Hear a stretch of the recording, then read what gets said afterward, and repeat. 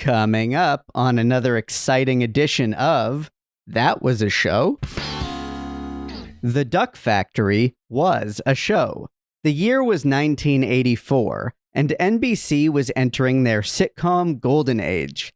A young cartoonist from the Midwest moves to LA to take a job at a decaying old animation studio, mainly known for their show Dippy Duck. That young cartoonist's name is Skip Tarkenton, and he was played by none other than Jim Carrey in his first major role. Brynn, Aaron, and Barry attempt to illustrate why this show may have been erased. They also go off on a lengthy tangent exploring something of iconic significance from the era, the waterbed.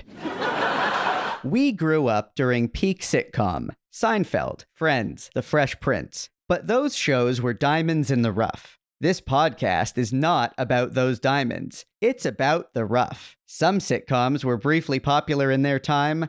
Some were canceled almost immediately. You probably won't recognize most of these, and you'll ask, that was a show?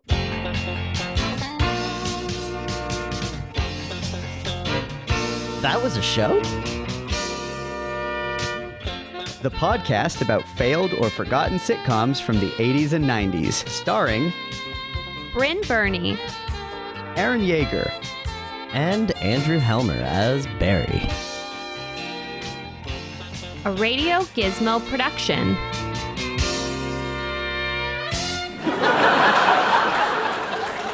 So, we are off to the races.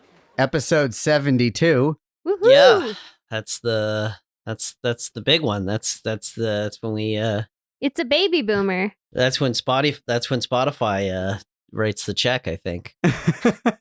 Yeah, right. It's Joe Rogan and then us. Yeah. Will we get $1 million deal soon? Yeah. I wish that he only got $1 million. I know. It's several more million. Yeah. I know. It's gross. When you release 72 episodes, they buy you a Porsche. Oh yeah, I thought I remembered that. I thought I did. Yeah. Yeah. Well, welcome everyone. Welcome, wonderful listeners, to another terrific episode of That Was a Show. That's presumptive. Yeah. Well, I think this is going to be a terrific episode, if for no other reason than the archaeological discovery that is the star of this show. I mean, the show itself, I think, was a pretty cool find. Having been into him as a younger fella, I didn't know about this show. Like, this does not get talked about a lot as one of his first roles. Yeah, by him, we mean... Well, let's get into it. So, because I've kind of built a bit of a, well, it's not going to be a surprise because you've clicked on this. You've clicked. There's always a preamble before we start talking. Yeah. So but I'm still, for dramatic effect, going to build this into my intro. The Duck Factory aired on NBC from April to July 1984, lasting a total of 13 episodes. It's about Skip Tarkenton, an eager young artist who moves from Minnesota to Hollywood to pursue a career as a cartoonist, having been recently offered a job at a small studio responsible for a Saturday morning cartoon called The Dippy Duck Show. The studio is called The Duck Factory, and that eager young man was played by 22-year-old Jim Carrey. With life imitating art in real time, it was his first lead role in a Hollywood production. So, in episode 1, Skip arrives in Hollywood and walks up to the studio, only to discover that the boss, Buddy Winkler, has just passed away and they're actually in the midst of his funeral. It also turns out that the company is in shambles, with low morale and on the verge of their show getting canceled by the network. The other main characters include Aggie Aylesworth, Buddy's business manager, who's attempting to take over operations; Cherie Winkler, Buddy's much, much younger widow, to whom he was only married for a few weeks, but who has now inherited ownership of the studio; Wally Wooster, who voices all the cartoon characters and is played by real-life legendary cartoon voice actor Don Messick; a cynical comedy writer named Marty, a veteran animator named Brooks, who Skip grew up worshiping, a storyboard artist named Roland, and an editor named Andrea. So it's a pretty big ensemble cast. The show features little peeks at the animation they work on, and overall has the sort of production values that would have been quite cutting edge for the time. The first episode ends on a cliffhanger. After seeing Skip's portfolio and realizing that he's actually very talented and ambitious, Aggie hangs the responsibility for retooling the show and saving the whole studio on Skip. Boom. Boom. There it Boom. is. Summarized. Yeah. So, very fun find here. It's definitely one of those things where, we've talked about this before, but sometimes you just watch something and you're like, yeah, this guy's going to be a star. Yeah. Took him a little bit longer. I mean, so the first thing I had ever seen Carrey in was right after this. It was Once Bitten. That was like his first lead feature role. And so it was really interesting to see something even earlier than that. And one that really trades on his like earnestness and like not so much his manic comedic timing, which he had become known for. Yeah. That was the surprising thing to me. He was the straight man. Straight man. He's like the least zany and funny character. It's not that he's not funny at all, but he's definitely like the straight man, at least in the first episode, compared to the other characters around him who have much like zanier, more like traditionally silly performances. But you're right, like his earnestness comes through in the right way, and his charisma, his body language. It is one of those examples, like when we see like early Jennifer Aniston roles or whatever, where you're just like, yep, clearly that's a star in the making. Like, whether you like this show or not, he's gonna be a star. Clearly, like you're so much better than everybody else on screen. And nobody's bad in this either. Yeah. But like, you're just like, there's a glimmer in you that is there. A twinkle. A twinkle. Yeah. I like how in your intro you said he was offered a job. He wasn't actually even offered a job.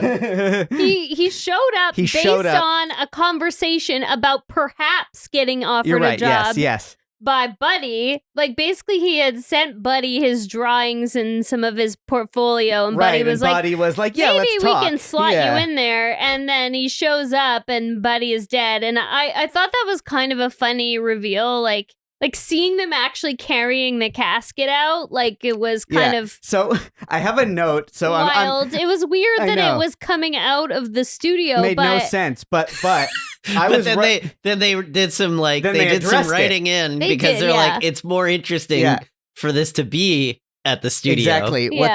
What's weird is that, I mean, I often write notes in real time, just sort of, train of thought sort of things as I'm watching one of these shows. And in this particular case, I'd write a note with like a question or something that I think is weird. And then like 30 seconds later, the show would address it.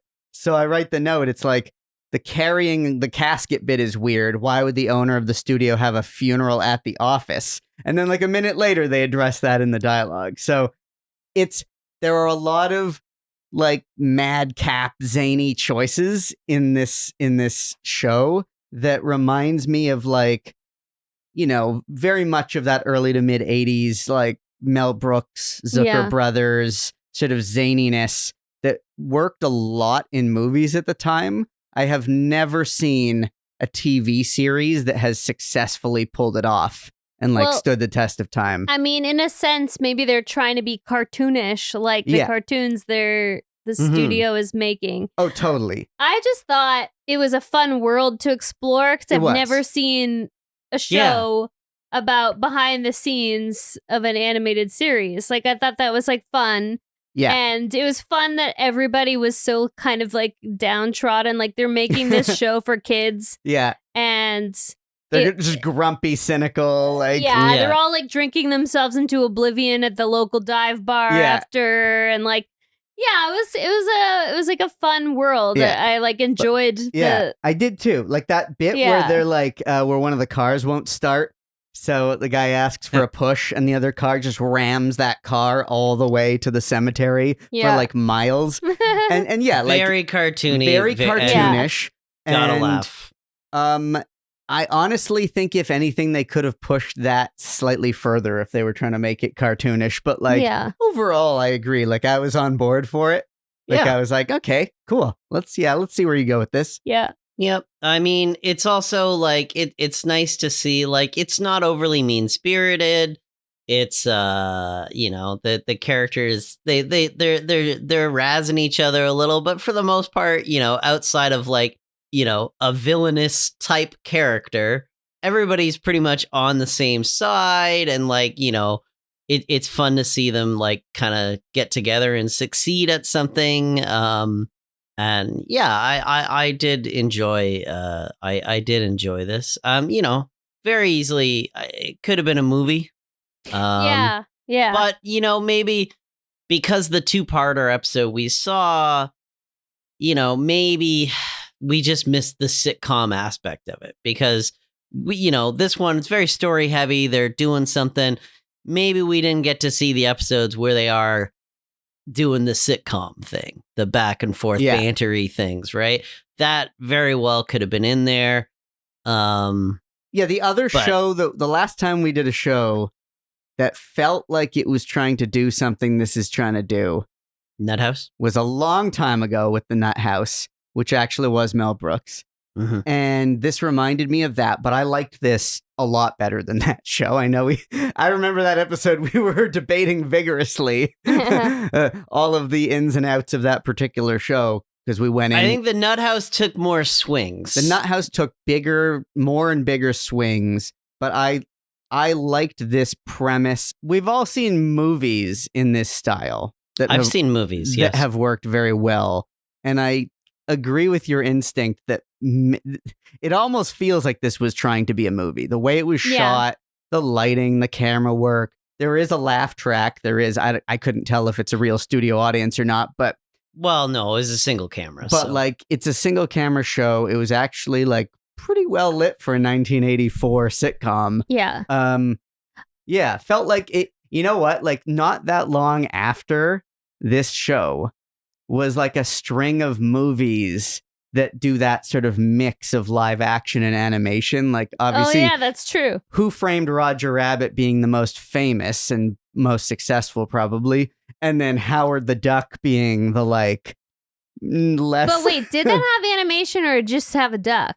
Yeah, Howard was a puppet. Howard was a puppet. You're right, but it was a duck. Yes, that's the only thing that ties it to this. Yes, there have been other duck-related entertainment pieces. There were a lot of duck things in the 80s and 90s. Maybe more DuckTales, Darkwing Duck. Maybe more broadly speaking, just the idea of like people interacting with animated characters, or like all of this attempt at like this type of zaniness was definitely like very hot in the mid 80s.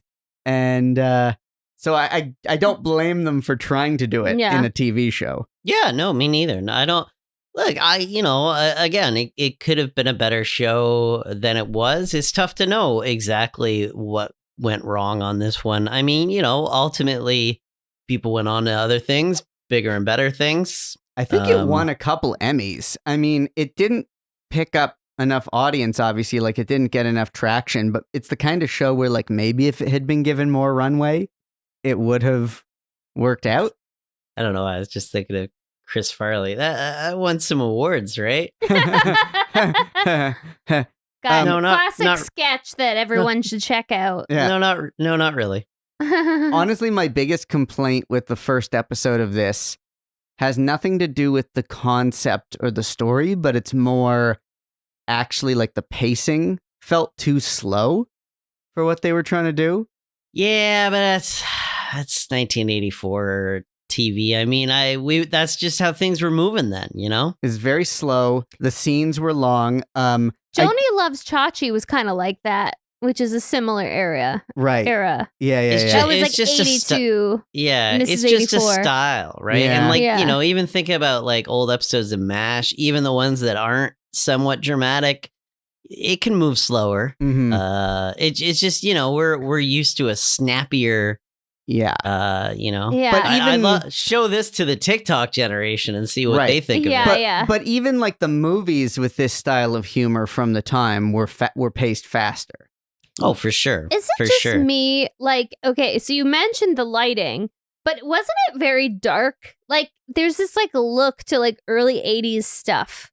You know, where it's like it seems like they're all about to go to a disco or something at all times. Like using very cheap stock for one. Okay, so not good with low light. Yeah, it might have been partly technical limitations like that. There are certain shows that you think of that are brightly lit, like that were like popular back then, like what's it called? Like like The Facts of Life, like that was brightly lit, like different strokes.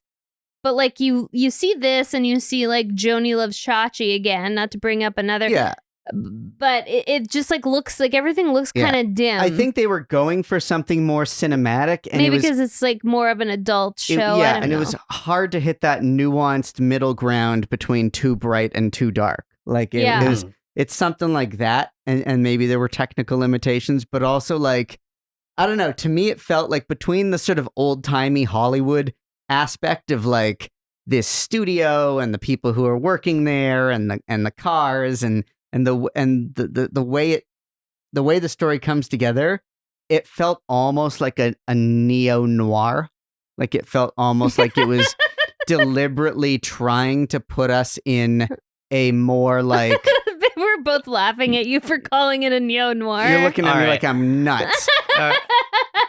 Yeah, all right, buddy. Like, let's calm down. Like, let's just go with this. Looks like a cheaply shot network pilot. No, but I mean, like it felt like they were trying to push some moodiness into it. I mean, that's like a fair point. There was an old car. Yeah, like the Jim Carrey character is like, in addition to being the straight man and very earnest, he's like this aw shucks guy who just moved there from Minnesota. Like they literally show him coming off the bus. And he's like oohing and ahhing at all of the stuff in Hollywood and all of the like wacko people that he sees there. Well, he keeps everything he's saying is all like sex show related.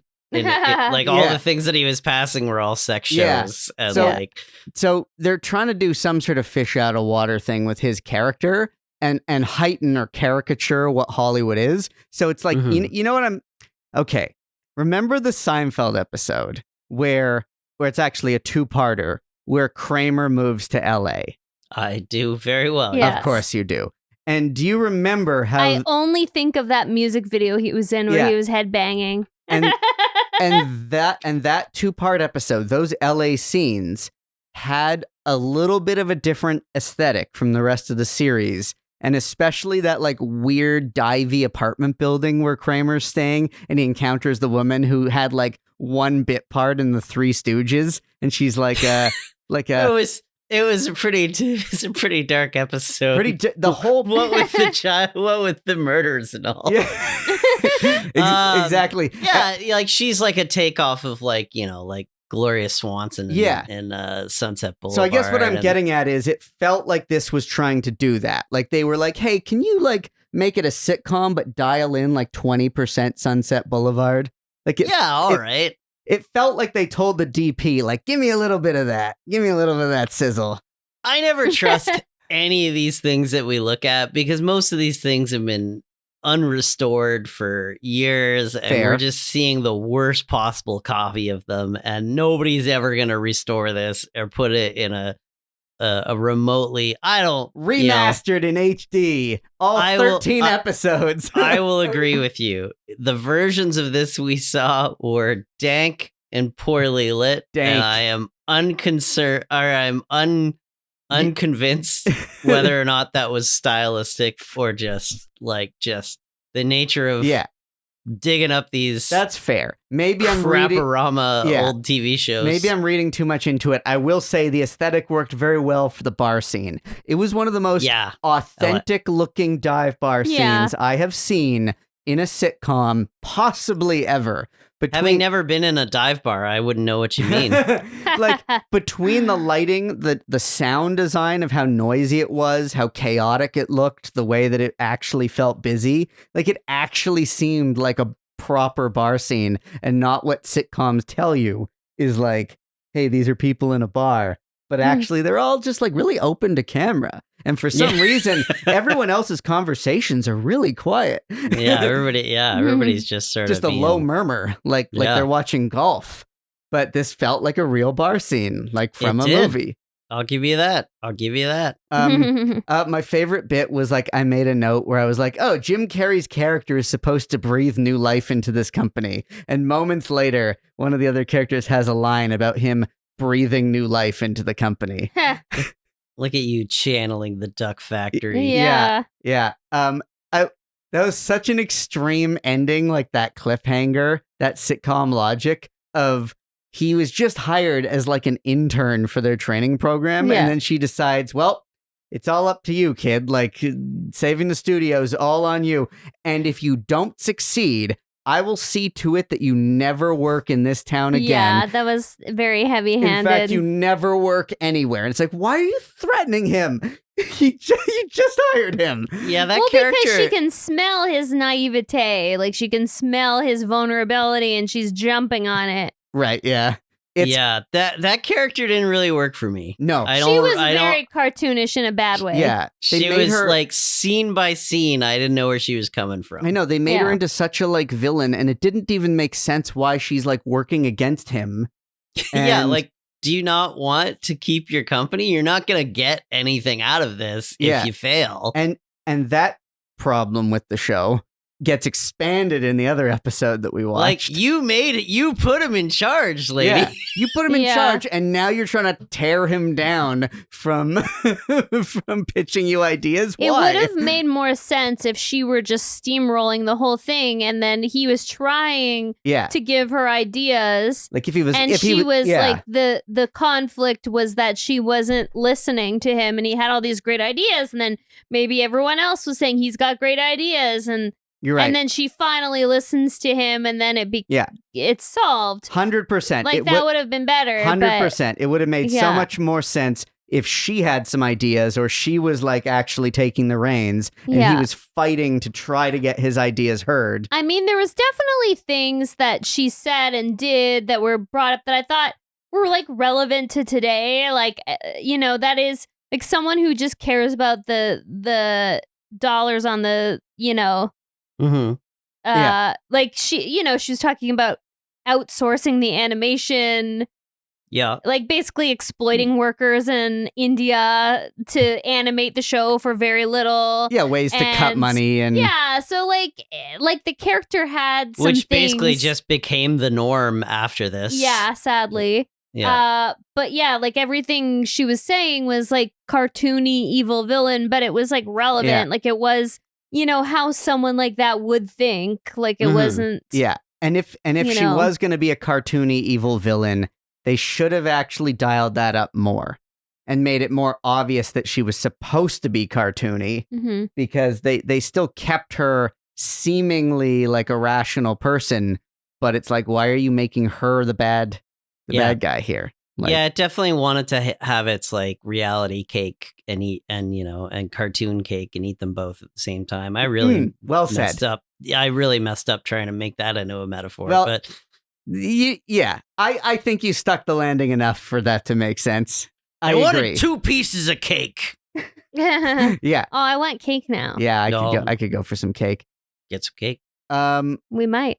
Should we talk about the other episode? Yeah. I mean, I think we sort of jumped into it anyway. It's a continuation. I think some of the stuff we've been talking about are out of the second episode anyway. Like dive bar is in the second episode. It's the beginning of the second episode. The dive bars so let me intro the other episode, and we'll just continue where we left off. Okay, so the first thing I need to say about episode 13 is that it's actually episode 2. So they wrote it and shot it to come after episode 1, and it follows up on the cliffhanger introduced at the end of the first episode. It was absolutely episode 2. Yes. But for whatever reason, the network decided to hold off on airing this episode, and it was released as episode 13, which is also the final one that they released. And that doesn't necessarily make sense, and I don't know why they did that. But hey, man, that's Firefly. That's what Firefly did. Yeah, but they aired the first episode as the last thing they ever did after they canceled it. Yeah, so the episode we're about to talk about comes, story-wise, comes immediately after the first episode, but was aired as basically aired as the series finale, and in some ways caps off the series with like a triumphant success, I guess.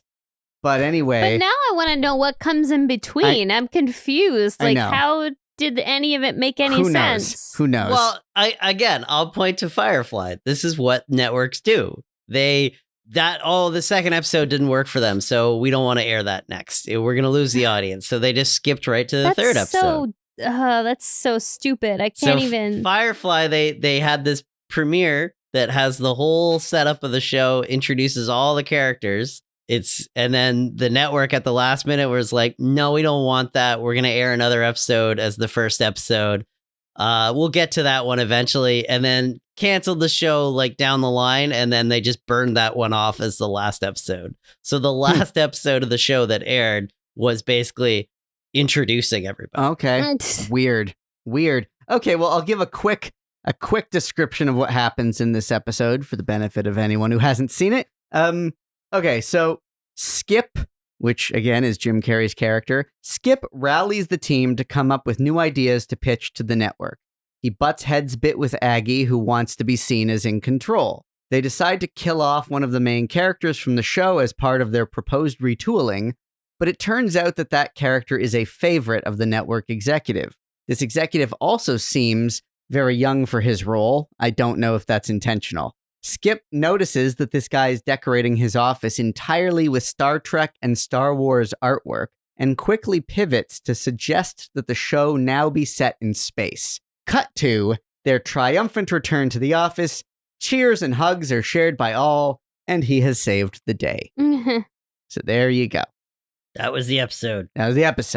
It really just like picks up where the first one leaves off. Like it is so the second episode. I mean, they were nice enough it has a recap at the very beginning of the episode where he calls his parents and explains to them the events of the first episode. Yeah. Which, back in the days of not being able to, catch up on things would have been a nice thing to start the second episode with. It was a creative way to do it. Sure, absolutely. Going back onto the like holding it back from the network thing, I get it. The second episode is nowhere near as funny as the first. And it really sort of like I found myself losing a little interest during the second episode. Yeah, even though it was the culmination. Yeah. I was like, this, it wasn't as tightly plotted as the first. Yeah. And I kind of felt like we just kind of kept seeing the same scene over and over again. It really, in that scenario, it should grab you. Like their decision, the light bulb moment where he decides to kill off the character and explain. I could barely even follow what was going on. Neither could I. That was the most boring part of it. I was like losing interest. But that should have been the most important thing. That should have been the thing where we're like, oh, this guy's got some moxie. You know what I mean? But it just really fell flat. You're right. That was the flattest part of it. What was can you guys even remember what the idea was? It was something about the night character had some little character inside him and was working him like a machine. It was like Dippy Duck working inside of that character the whole time. Like that's like the big reveal. No, that's what they were gonna do. It was it reminded me. I know I've used this example before, but I'll use it again. It reminds me of Studio 60 on the Sunset Strip, or even 30 Rock, right? Yeah. Neither of those shows work when you show me the output of the creators, right? Because then you're immediately like 30 Rock. You're always disappointed.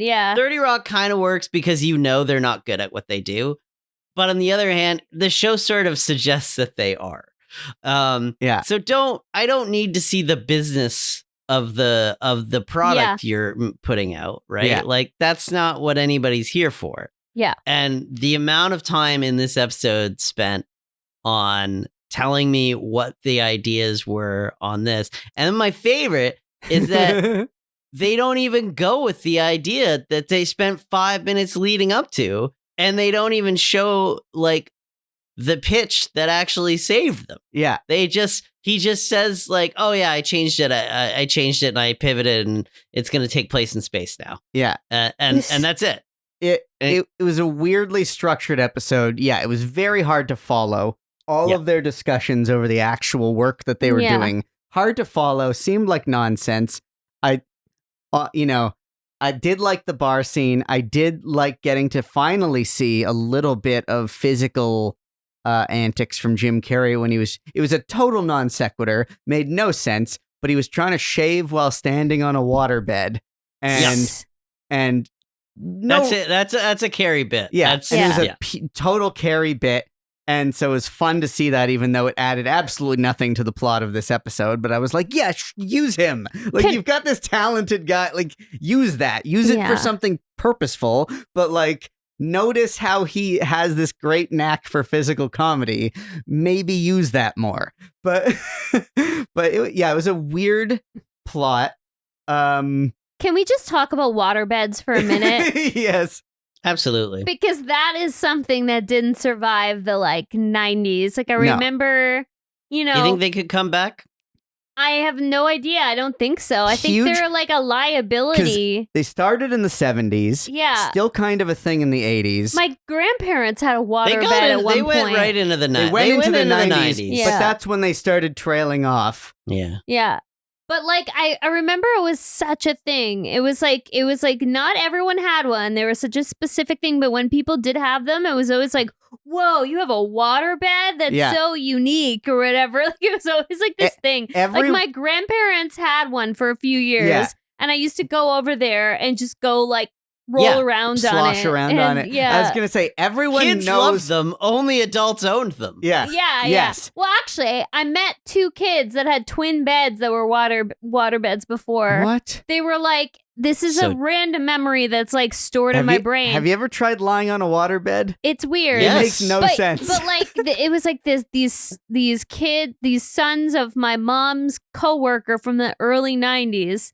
And I remember going over there and like playing with their kids and being like, "Oh, you guys have water beds?" And they were like, maybe I'm making this up. Maybe this is like I've incepted this or whatever. Like, but I just have this vivid memory of these kids' rooms, these boys' rooms, where they had these like water beds. Was the bed frame a race car? No, but I think they had like Star Wars sheets or something. Like it was definitely Makes sense. very.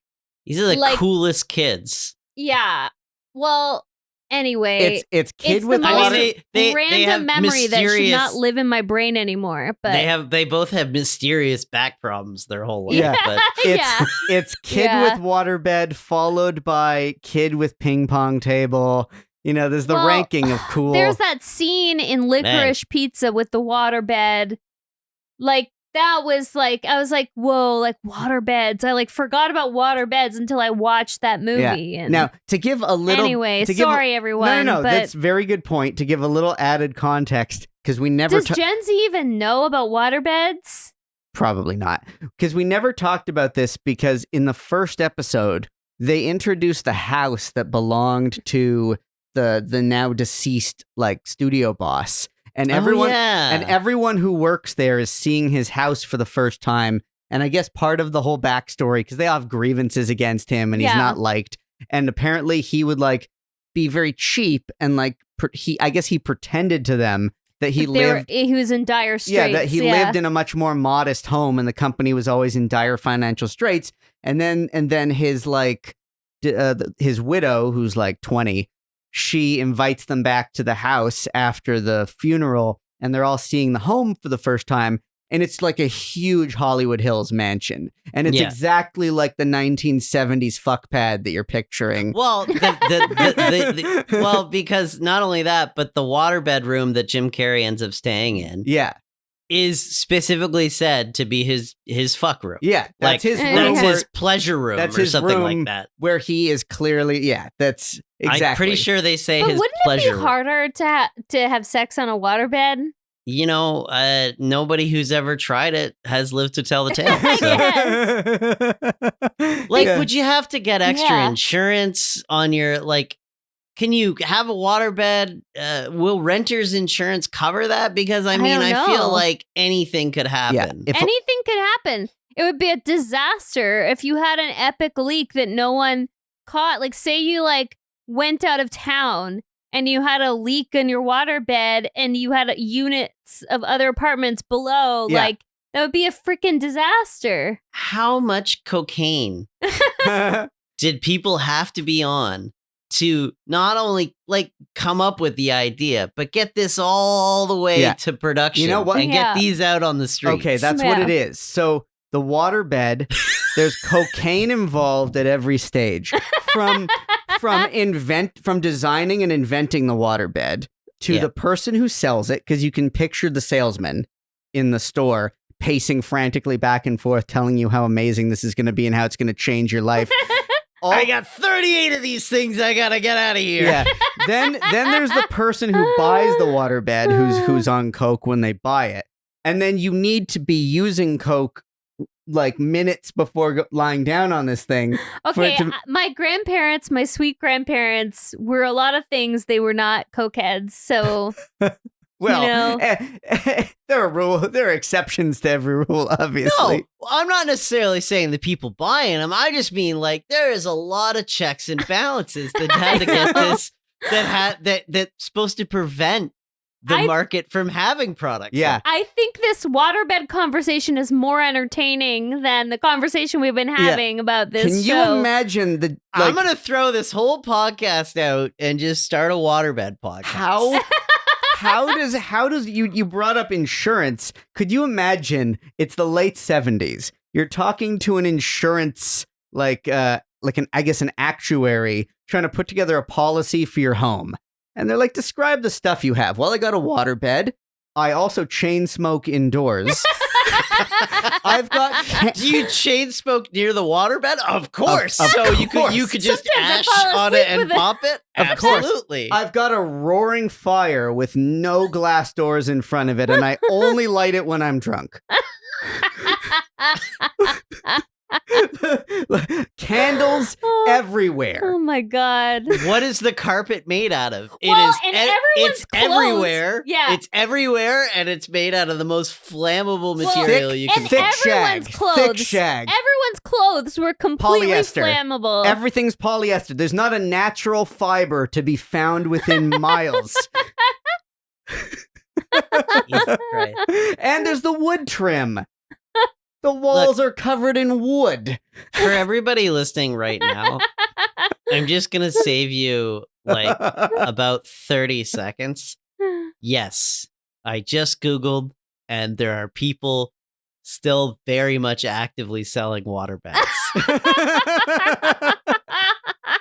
Because I know you're thinking it. You're going between two things. You're going, why am I still listening to this? Is this just gonna be about waterbeds for the rest?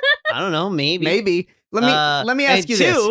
Where does one get a waterbed? Yeah, you're gonna want to know that. Let me ask you this: have you ever slept on an inflatable mattress? Yeah, everyone has at some point. Now, follow-up question: have you ever slept on an inflatable mattress that doesn't leak at least a little bit? No. Okay, so these will leak. It basically feels like that, though. Yeah. It kind of feels like that feeling of when you're, from what I remember about laying on a waterbed, it kind of feels like when you're on an air mattress that's deflated by 30% or something. Yeah. So it's basically like the feeling of being on an air mattress, but getting to live on the edge, knowing that if it leaks in the middle of the night, you're $30,000 in the hole in damages. Also, when you wake up in the middle of the night really confused, have you ever just had that feeling of, oh shit, somebody threw my mattress down a hill and it's just, rolling up and down and you're like, am I going to make it? Maybe a waterbed's for you. If you haven't had that experience, now you can. Yeah. Yep. Okay, well, I guess to cap off our discussion of of waterbeds. I will say, more broadly speaking, the production design in this show was a journey. It was, yeah. There was a lot of variety. There was a lot to this show. It did not make me laugh much for a comedy, but it was a feast for the eyes. Yeah. There was a lot to take in. Even like sumptuous. Even the Star Trek artwork, I'm like, how are they licensing that? Star Trek, Star Wars. I'm like, what? Star Trek felt off licensed. Star Wars was a poster. Was a poster. Like that Enterprise painting, I was like, I feel like maybe this wasn't kosher, but the Star Wars poster was just a poster. But mind you, we're in the downtime of Star Wars. Yeah. I guess we're in the downtime of Star Trek too, actually. Well, okay, so but Star Wars did they have a relationship with ABC because of the? No, I guess not at the time. Not they at do the time, now, yeah. but neither did Star Trek. That's CBS. Yeah. But again, Star Trek was between things, so maybe I don't know. Yeah. Maybe nobody cared.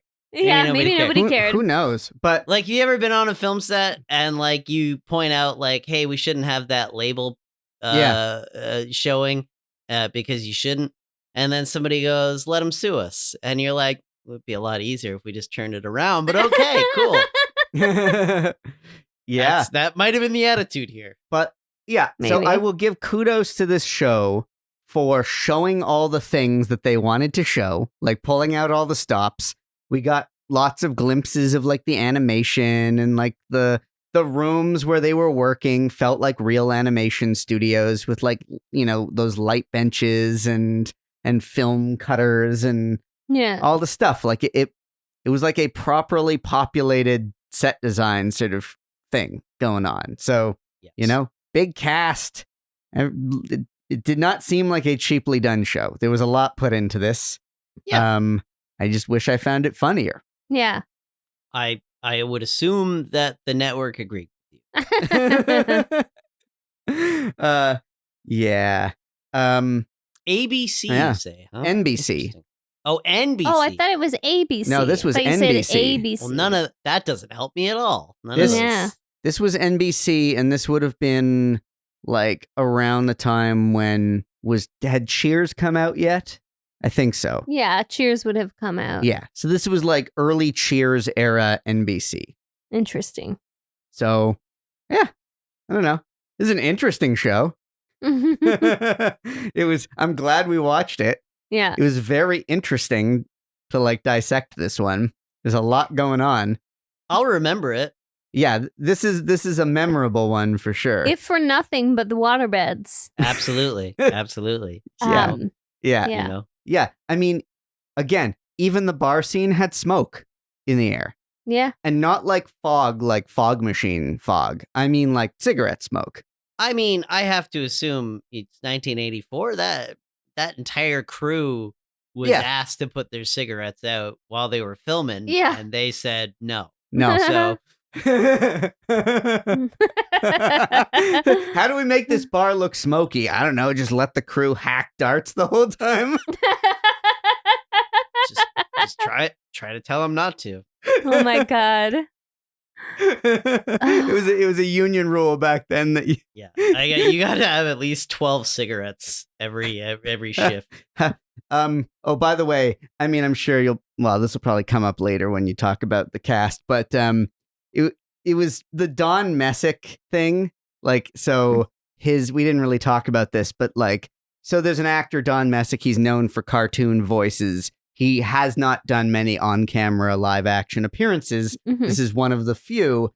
And basically the whole time he's like it seems like he's putting on like a cartoony voice, even when he's just like talking to his coworkers. I assume that that's put on and that's not his like real voice, but it's kind of like a Daffy Ducky sort of in that sort of realm cartoony voice. So I had to look him up and like, this guy's... He's legit. Yeah, he's legit. I mean, Scooby-Doo. The voice of Scooby-Doo would be probably the biggest, but Boo-Boo Bear and like on Yogi Bear. Yeah, like a lot of the like Hanna-Barbera stuff, I guess. And like He was Bam Bam on the Flintstones, and whole list of like hundreds of credits, tons of stuff. Back in like, well, you've basically done the spin-off for me, so. Well, to be fair, most of that came before this was made. But it continued after. Anyway. Let's do it. Yeah. I'm stealing your job, like the way that they outsource the jobs on the show, the animation on the show. Okay. So that said, I'll throw to you for 6 Degrees of Friends. Okay. I mean, I don't know if sometimes I always give the preamble of like I was lazy with this one. I don't know if I'll say I was lazy with this one, but I kind of stuck in one direction. So I've mainly focused on Jim Carrey's connections to Makes sense. Friends, but I'll just throw one other random one I found. So there's a 2-degree connection with one of the directors. So Harry Lobel was one of the directors of the Duck Factory. He also directed episodes of the short-lived Ferris Bueller sitcom, which starred Jennifer Aniston.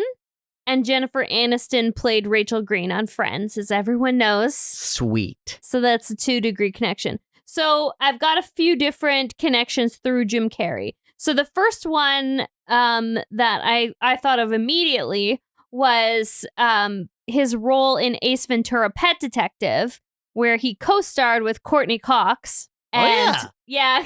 Oh, right. One of her like only early movie roles, like it's kind of funny. I just went and saw Masters of the Universe at the review. She's in that. Oh, she's in that. Yeah. Yeah, so basically, they co-starred on Ace Ventura: Pet Detective, and she played Monica Geller on Friends. So that's a 2-degree connection. Next connection is a 3-degree connection. So Jim Carrey was also in the film The Yes Man, and one of his co-stars was John Michael Higgins. John Michael Higgins had a recurring role on Joey, the Friends spinoff, starring Matt LeBlanc.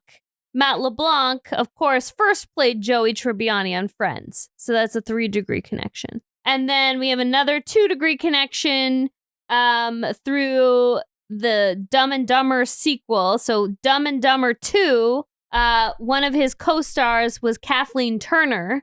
And Kathleen Turner had a recurring role in Friends.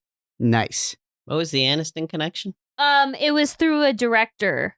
Because she was in the show Ferris Bueller. And this guy directed The Duck Factory and Ferris Bueller. There's probably other connections. That's Bruce Almighty. She's the wife. Oh, shoot. Okay, well, there you go. It took me. You also took my job there. That's all right, man. You guys are just stealing my thunder. We're all just trying to get through this Wednesday night. This Wednesday night podcast. All right. How did everybody do after this? What was their career? Yeah, let's talk about it. Yeah, I mean, everyone had very long and good careers before and after this show. The only person that kind of, for whatever reason, has sort of like dropped off out of show business was Nancy Lane, who played Andrea, the editor. Which is unfortunate because she was good in the episodes that we watched. I thought so too. So she didn't really do much after this. She just kind of appeared in a few shows throughout the 80s. But who knows, right? Like, that's the one thing I'm always curious about and I can never quite get any info on, especially these earlier shows, is when someone kind of abruptly leaves the industry. Like, what is the reason? Sometimes if it's a more recent show, you can kind of figure it out. You can find them on social media. You can kind of suss it out. But I was like, man, why did she leave the biz? Like, what happened? Like, so, but at any rate, she was quite good in this show. So, Julie Payne, who played our cartoon villain, Aggie. So she, had a very long career as well. So I will just throw out one disambiguation. So there are quite a few actresses around the same age with the exact same name. Really? Two notable ones had passed away already. So she is still alive, but you have to make sure that, if you look her up, that it's this Julie Payne who was in The Duck Factory. So she had a very long career in both TV and film and as a voice actor. So similar to Don Messick, she also had a long career as a voice actor. So she performed many of the female voice roles on the Garfield animated series and all the like spin-offs and all of the like little, like the specials and the So Garfield, I don't know about you guys, but I watched so much Garfield growing up, like Garfield and Friends. It was one of my favorite cartoons. So I thought that was kind of fun. And again, it's kind of neat to see people who are in this sitcom also were in the cartoon world. So she was in not only the original that ran from 1988 to 1984, but she was also in a reboot that aired from like 2008 to 2013, which was like a 3D animation, which I'm like, I don't want to see that. That sounds kind of weird. I will say, she was like, if you are doing like that kind of cartoony villain character, she was good for the role. So, they could have made it even bigger. She also appeared in a couple of Twas shows. So she was in Get a Life and Good Advice. And then as well as some actual successful shows, including Murphy Brown, Perfect Strangers, and The Wonder Years. And one more recent credit that you'll find fun, Aaron, is she actually played Cheryl's mom on Curb Your Enthusiasm. Yeah. I can picture that now. Yeah. Oh, that's so interesting. Yeah. Oh, okay. Because I just rewatched some early season 1 episodes of Curb with Cheryl's mom, and I can picture. Okay, that's interesting. So I'll say for the rest of the cast, with the exception of Nancy Lane, who I already mentioned, everyone had kind of like a very defining role in their career. So we also have Clarence Gilliard, who played Roland. He appeared in like a few other TV shows randomly in the 80s following his time on this show. He was also in Top Gun. He played one of the other like trainees. Okay. His name was Sundown, so he was the one called Sundown.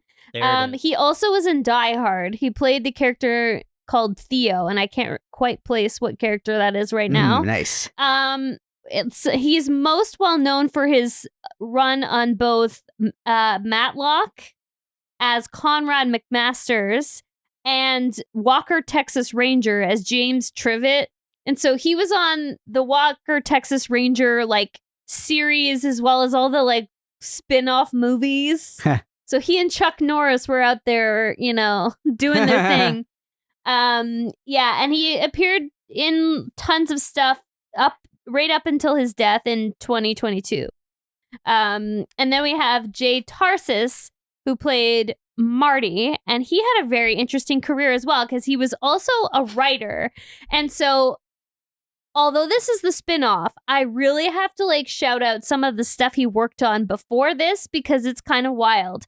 So he was like a very successful comedy writer. So he, before he was on the Duck Factory, he wrote for the Carol Burnett Show, the Bob Newhart Show, and a couple shows he created. One called Open All Night, and he also acted in that one.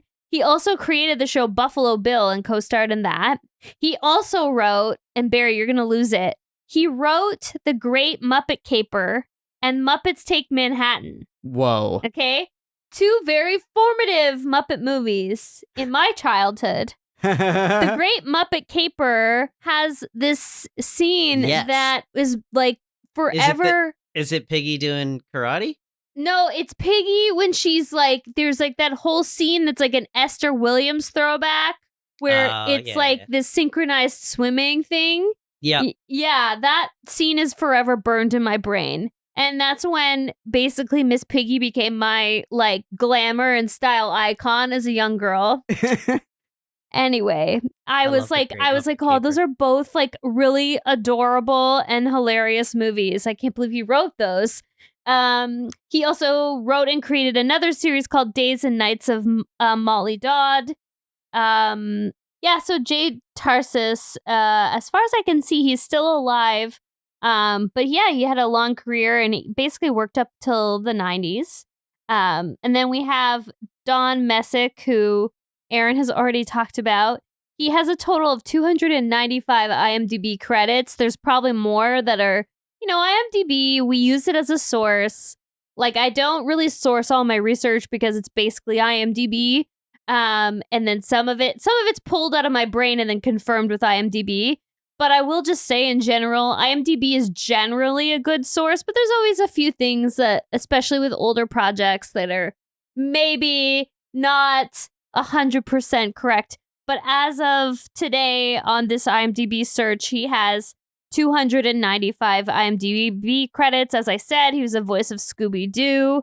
He was also many characters in the Flintstones, Boo Boo Bear, as I already mentioned. So he had a very extensive career. So he was like the voice actor. And so it's kind of cute, again, that they cast him in this show. And yeah. That's great. Very, it's kind of like a weird, like, love letter to the animation industry, even though there's dark themes and these people are all miserable. It is kind of this interesting love letter. Yeah. Well, it is a very 80s style of love letter because maybe this is the vibe I was feeling in this show, is it felt like, okay, so here's a reference you'll enjoy. You know how on Detroiters, they've taken over this ad agency that is like basically almost shut down?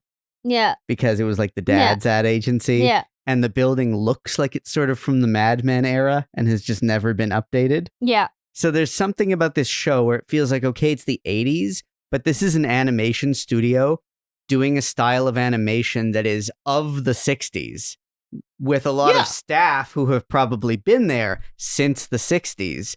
And so there is like this golden age Hollywood thing that is now like dying, basically. And that's part of the commentary of the show, is that this studio is struggling and the network's going to cancel it. And they're like just hanging in there by a thread. And the 80s was a time of like outsourcing and cost cutting and austerity and things like that. So it did feel like there was like a real comment. It was like a love letter and like a cynical commentary. Yeah. There's a genuineness to, there's a scene where Jim Carrey's character is really going on about how much these characters meant to him growing up. Yeah, and it's so true to life. You can see it's coming right out of Jim Carrey in the performance. He's praising the older animator there. Who, and he's talking about like, that actor or Mel Blanc or like, he's really, Exactly. It feels very earnest and genuine. Like it really didn't seem like it could have been improvised. That's how real it felt. Yeah. Well, I mean, and then on the topic of that animator that he admired, that's the character Brooks. He's played by Jack Gilford, who was already a very established actor. At the time, he would have been a bit of a get for this. He had been nominated for an Oscar in 1974 for Best Supporting Actor in the film Save the Tiger, which I have no idea what that film is. But anyway, I mean, after his time on the Duck Factory, he continued to work here and there in films and television. Notable roles include Cocoon. He was in the cast of Cocoon, as well as the sequel, Cocoon: The Return. He appeared in other hit television shows, including The Golden Girls, Head of the Class, and more. And then finally, we have Teresa Genzel, who played Cherie Winkler. So she also, I found her very charming. Like, it wasn't the typical gold digger role, in my opinion. Like, I thought she was kind of like ditzy, but she was very sweet at the same time. So I liked her performance in this show. But she didn't do a ton after. Like, she was kind of like, appeared in, lots of 80s television shows, including Night Court. She was actually in The Charmings. Out of This World. So 2 Twas shows. Alf, Mama's Family. Right. She also appeared in Married with Children. She's, done all of the like main hits back then. She did some voice acting as well, which makes sense because she had like a very cute voice. She did a voice in the Goof Troop TV series, Fish Police. Do you guys remember that show? Darkwing Duck. I've been wondering whether we should one day do Fish Police. It's not totally canon for us, but still. So I would say her later credits are mostly voice acting credits. And she's still kind of around today. She's still doing stuff today, but it's mostly popping up here and there as guest stars. And again, lots of voice work. So I think it's very cool that like 3 people in the main cast were actual legit voice actors. And then of course we have Mr. Jim Carrey. Yeah, how did things work out for him? Well, I think we all know. I don't really need to go through a whole list of that, but I suspect that following this, like some of his like main, some of his films that he starred in, as Barry mentioned, Once Bitten, and then he was in other films like Earth Girls Are Easy, and then over time he just kind of built this resume, and it's like I think I know him best for his 90s work, and Aaron and I were talking about this earlier. Just, it made me kind of want to revisit some of them. Like I know a lot of his 90s comedies are not going to hold up. But we were both saying we want to watch The Mask because it was so wild, such a weird movie. Yeah. Yeah. If there's any one of those movies that I'd like to revisit, it's The Mask. I'm looking at his credits here, and what's interesting is from this sitcom, which was 84, until, yes, he did some other movies roles. And television shows. He did some roles, but what you would call his huge splash, where we all learned that this is like a person who exists and he became the star that he became, was Ace Ventura: Pet Detective.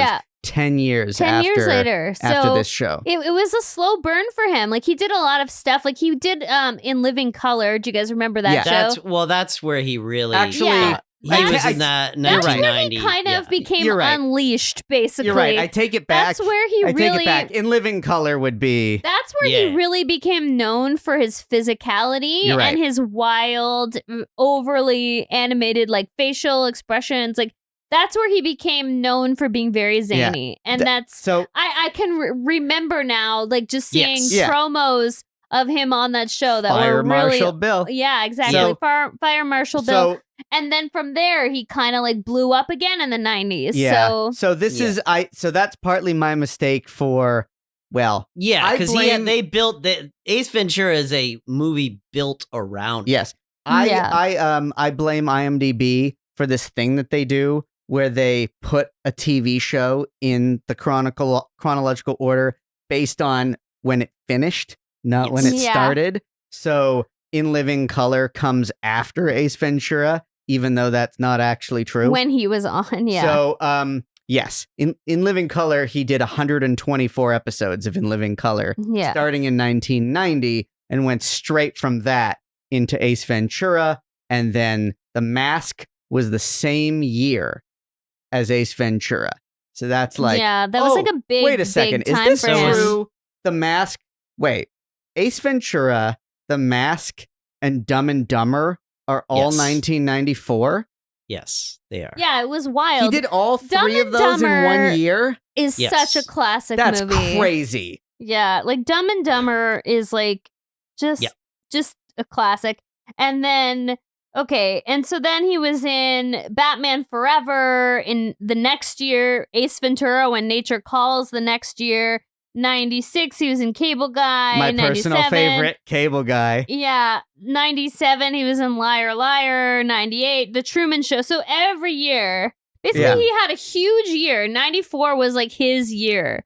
And then after that he had like basically like a movie or two a year. And then, I loved when he kind of turned to the more serious roles. Well, like that's always Eternal Sunshine of the Spotless Mind. Yeah, incredible. Masterpiece. Yeah. But I have to say, like, Cable Guy, one of the most underrated movies. That one wasn't big for me. No? No, it really never was. It's a big swing. I was a big Carrey guy though. But Cable Guy wasn't one of the ones for me. Well, I liked all the ones that Yeah, we mentioned. but that's amazing that in 1 year, those 3 huge movies come out back to back to back. And he was basically set up for life, Pretty much, yeah. He has mostly retired. Yeah. He said about a couple of years ago that he was retiring, but he apparently seems to like playing the role of Dr. Robotnik in those Sonic movies. Yeah, that's true. So I guess he's come out of retirement to do it again. Whether he'll stay in retirement, I don't know. I think he's just probably somebody who'll take a year off every now and then and show up back on our screens. I mean, that's like pretty a much lot forever. of them. A lot of them. They just need to be given the right amount of money and the right amount of like control, and like it's going to be an easy job. We'll give you $20 million. It's like, all right, I'll come out of retirement. Have either of you, I've not seen this, but have either of you seen this show, this brief series called Kidding? I never watched any of it. Did you? Yeah, I did. It's good. It's dark. He's really good on it. It's a good use of his talents for sure. I love him as a dramatic actor. I think he honestly, like, he is, he's one of the funniest comedic performers that you can get, but I do think that he's such an honest dramatic actor that I love. Like, I love Truman Show. It's one of my absolute favorite movies. Same with Eternal Sunshine of the Spotless Mind. I mean, I love shit like The Majestic. I think is a lot better than people ever gave it credit for. Oh, The Majestic. I always forget about The Majestic. Yeah, it's really good. Does. It was really trashed when it came out. Yeah. But I think it was. Want to know something? I've always liked it. I don't know if I ever saw it. Oh, well, we're going to have to watch it, Aaron. I can see you really liking it. It's a very it's a great love letter to like old Hollywood and stuff. Yeah. Interesting. Yeah, I mean, and he's a local guy. He's from Markham, Ontario. Newmarket. Or Newmarket. Newmarket. Oh, Newmarket, Ontario, baby. Yeah. Near where I grew up. Nowhere near where we grew up. I spent a lot of time near where we live now. Yeah, I spent a lot of time in Newmarket as a kid. Yeah. Yeah. Spent a weekend there one night. So I feel like we need to check in with Mr. Producer because this show feels like it's exploring a world that he would have some intimate knowledge of. So, do we have to? I'd like to get his views on this. Right.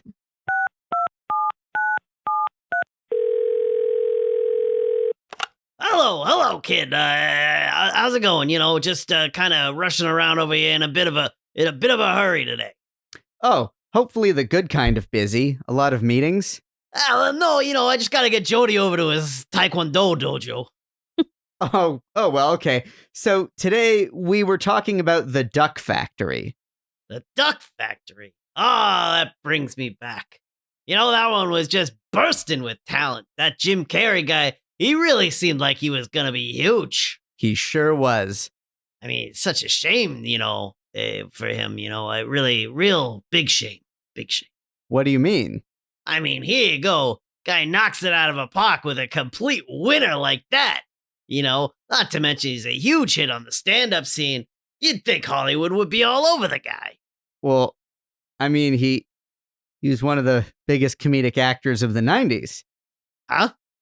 In Living Color, Ace Ventura, The Mask. Venturovich? What? You really don't remember any of those? Kid, I can't say any of those are really ringing a bell, no. I mean, even just glancing at his IMDb page and you'll... What do you beat about? IMDb. Kid, I gotta tell you, you are talking a lot of nonsense today. You've never heard of any of these things. Jeez, kid. I mean, it's a tough industry. I mean, I can't keep up with every little thing that comes out. Maybe there's a website every now and then that I don't see. Maybe a movie. Oh, there's Jody. He's Jody. He's honking the horn. He's been sitting in the front seat for like 30 minutes. Guy's excited. Oh, he's getting his yellow belt today. Well, not the whole belt. It's like the white one with the little yellow stripe on. But soon enough, he's going to get that yellow belt. Oh, sure. I gotta go. I'll talk to you next time.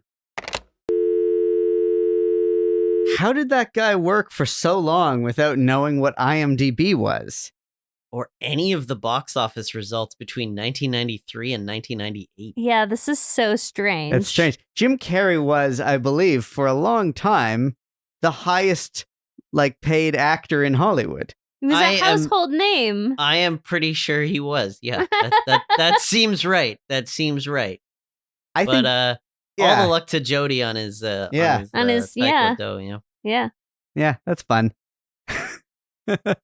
Well, do either of you have any leftovers? The only leftovers I want are the ones that I'm going to eat in about 4.5 minutes. Well, food. I have one tiny leftover. Okay, Aaron, let's have it. Say. At the very end of the second episode we watched, when they're all celebrating their big win, who was the woman who plants a huge kiss on him? And I was like, that's out of nowhere and weird. You got me. Is it Cherie? She seemed to like him. No. Andrea? Maybe. The dark hair? Dark hair. Yeah, it's Andrea. It's probably Andrea. I was not paying attention at that point. I was not paying attention at that point. So she plants one on him. She plants a huge kiss on him. Weird. Which seems like the way he reacts to it, it feels like it was her initiation of it. And it felt to me like, oh, if this was intended to be episode 2, they're trying to set up some sort of thing between them, maybe. Thing. Yeah. Just a note to networks. Just leave episode 2 where it was. It's probably more important than you think. Yeah. They saved their show, and then this show got canceled. So, a little twist of irony there at the end. I don't know if they knew that at the time. But anyway, speaking of ends of shows, that wraps things up for us. Bye, everyone. Thanks. Remember, waterbeds. Never forget. Yeah. Waterbeds.